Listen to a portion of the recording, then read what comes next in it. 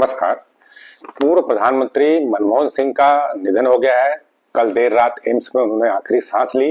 लेकिन अब मनमोहन सिंह जब हमारे बीच नहीं है, तो अगर हम उनके 10 साल के प्रधानमंत्री के रूप में कार्यों का जिक्र करें, तो उन्होंने 5 ऐसे कानून बनाए थे जो भारत की राजनीति में, भारत के समाज के लिए मील का पत्थर साबित हुए, और इन कानूनों के लिए हमेशा उनको याद किया जाएगा।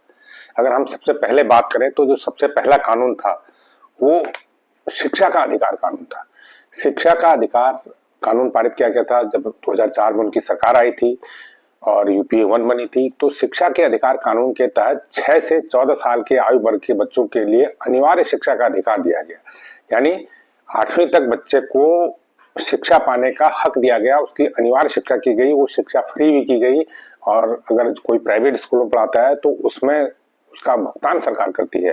तो ये जो एक मील का पत्थर था, ये कानून था, इसकी वजह से जो हमारा इनरोलमेंट रेशियो आ गया बच्चों में, वो करीब करीब 100% तक पहुंच गया है शिक्षा के अधिकार कानून की वजह से। और करीब करीब अब इसी स्थिति आ गई है कि कोई भी बच्चा स्कूल जाने से वंचित नहीं हो पा रहा है। ये अलग बात है कि बीच में ड्रॉप आउट हो जाता है, लेकिन इनरोलमेंट करीब करीब अब जो बच्चों में 100% हो रहा है। ये एक बड़ा कानून था, शिक्षा का अधिकार कानून था। कुछ ही देश ऐसे हैं जहां पर इस तरह के कानून है, और भारत जैसे बड़े देश में इस कानून को लागू करना, पारित करना एक बड़ा साहसिक फैसला था। दूसरे कानून की बात करें तो वो था सूचना का अधिकार।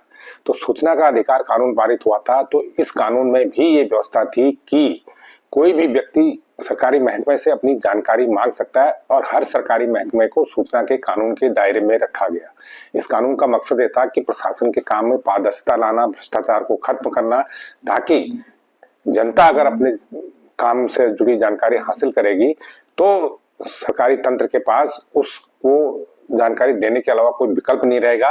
और वो जो जानकारी आई बात बाहर आती थी, बाहर सूचना के अधिकार के जरिए आती थी, और वो कई बार वो बड़ा मुद्दा बनी, बड़ा हथियार बना, लोग नौकरियां गई, सरकारी अधिकारियों पर जुर्माना लगा। तो ये कानून भी जो समाज में, सरकारी तंत्र में पारदर्शिता लाने में बहुत महत्वपूर्ण साबित हुआ था। हालांकि बाद में एनडीए सरकार में इसमें कई संशोधन करके इस कानून को वीक किया गया। तो लेकिन जो कानून मनमोहन सिंह के कार्यकाल में बना था, वो कानून बेहद शानदार कानून था, सूचना का अधिकार कानून था, और उससे पारदर्शिता समाज में आई, सरकारी तंत्र में आई। तीसरे अगर हम कानून की बात करें तो तीसरा कानून था मनरेगा, नरेगा। ये था रोजगार की गारंटी का कानून। इस कानून के तहत 100 दिन का रोजगार देने की गारंटी दी गई थी। 100 दिन का रोजगार हर उस व्यक्ति को मिलेगा जो रोजगार चाहता है। आमतौर पर ग्रामीण क्षेत्रों के स्थिति को ध्यान में रख के कानून बनाया गया था, ताकि लोगों को 100 दिन कम से कम साल में मिनिमम रोजगार मिल सके। इससे ज्यादा भी हो सके तो और बेहतर है, लेकिन 100 दिन की गारंटी देता था। अगर सरकार 100 दिन का रोजगार नहीं दे पाई तो उसके बदले सरकार उनको मुआवजा देगी। तो ये कानून भी बड़ा शानदार है, और ये कानून अभी भी बहुत अच्छी भूमिका निभा रहा है।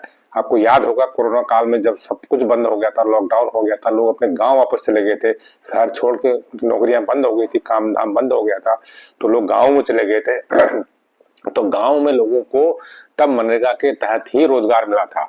उस समय इस रोजगार की मांग बहुत ज्यादा बढ़ गई थी और सरकार को अलग से बजट एलोकेट करना पड़ा था।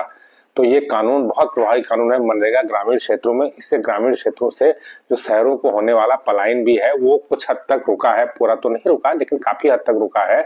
और कोरोना के बाद जो काफी लोग गाँव में गए वो इसी योजना के तहत अपनी आजीविका चलाते रहे।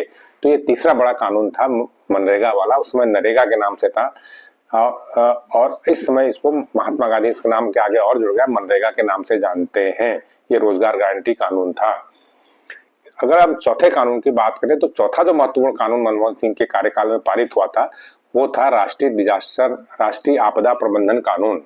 इस कानून के तहत एक एनडीए में नेशनल डिजास्टर मैनेजमेंट अथॉरिटी बनी थी, national disaster management response force बनी थी। और आज हम जब भी बात करते हैं तो हम एनडीआरएफ की बात करते हैं। जब कई आपदा आती है तो वहां पर तुरंत एनडीआरएफ की फोर्स चली जाती है, और जब कभी कोई आपदा आती है राज्य में तो एनडीए में तुरंत मीटिंग करके उपाय करता है, मुआवजा भी देता है। तो ये जो क्लाइमेट चेंज के कारण जो हादसे बढ़ रहे हैं, मौसमी घटनाएं बढ़ रही हैं, आपदाएं बढ़ रही हैं, उसको टैकल करने के लिए मनमोहन सिंह के कार्यकाल में ही ये कानून पारित हो गया था। राष्ट्रीय आपदा प्रबंधन कानून उसी जमाने में पारित हो गया था और उसका क्रियान्वयन शुरू हो गया था। अब आप कल्पना कीजिए कि अगर उस समय ये कानून पारित नहीं होता तो आज नेशनल डिजास्टर रिस्पांस फोर्स कहां से आती।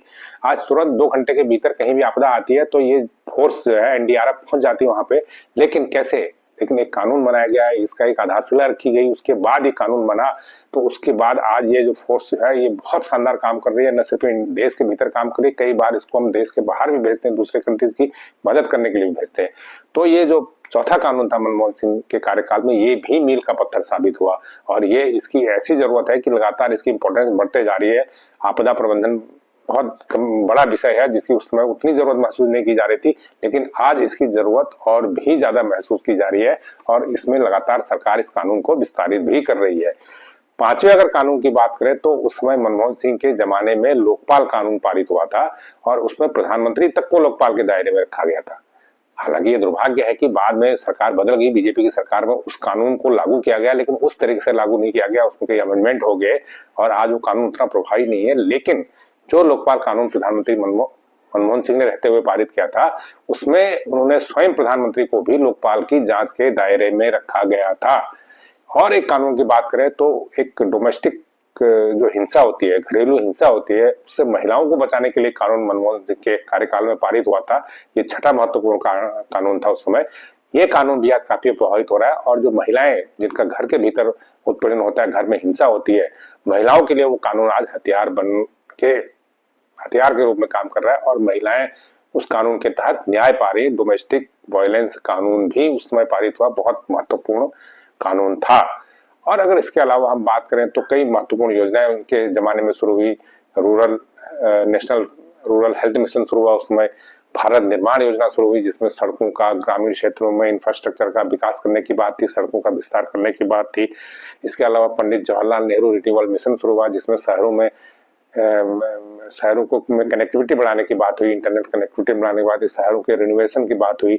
तो इस प्रकार अगर हम बात करें तो मनमोहन सिंह की छवि एक आर्थिक अर्थशास्त्री की थी। अर्थशास्त्री प्रधानमंत्री को कहते हैं और उनके अर्थशास्त्र का सिर्फ भारत में ही नहीं पूरी दुनिया में उनका लोहा माना जाता था। वो एक रिजर्व बैंक के गवर्नर रहे, उसके बाद वो वित्त सचिव रहे, उसके बाद वो वित्त मंत्री रहे, उसके बाद वो 10 साल प्रधानमंत्री रहे और हमेशा उनका फोकस जीडीपी पे रहा। 2008-9 के दौरान जब पूरी दुनिया में एक बार मंदी का दौर आ गया तो उस समय मनमोहन सिंह ने देश को इतना बढ़िया तरीके से चलाया, देश की अर्थव्यवस्था को इतने अच्छे तरीके से चलाया कि भारत में मंदी का असर कहीं भी नहीं दिखा। न रोजगार पे दिखा, न इंडस्ट्री पे दिखा, न मैन्युफैक्चरिंग पे दिखा, कहीं भी नहीं दिखा। तो एक अर्थशास्त्री प्रधानमंत्री के रूप में भी मनमोहन सिंह बेहद सफल प्रधानमंत्री रहे और अगर हम एक राजनीतिज्ञ के रूप में रहे तो उसमें भी काफी वो सफल रहे। कई महत्वपूर्ण कानून उनके जमाने में पारित हुए, उनके कुछ विवाद भी हुए, खासकर कुछ सरकारी योजनाओं में भ्रष्टाचार को उनके विवाद भी हुए जिससे सरकार की बदनामी भी हुई। लेकिन अगर हम ओवरऑल विकास की बात करें तो उनके कार्यकाल में बहुत अच्छा विकास देश का हुआ और देश की जो जीडीपी ग्रोथ दर है वो कई मौके ऐसे आए जब वो 2 अंकों तक पहुंची। तो ये वीडियो आपको कैसा लगा, ये जानकारी आपको कैसी लगी, हमें कमेंट करके जरूर बताएं। जो लोग इस चैनल को पहली बार देख रहे हैं उसको लाइक करें, सब्सक्राइब करें और शेयर भी करें।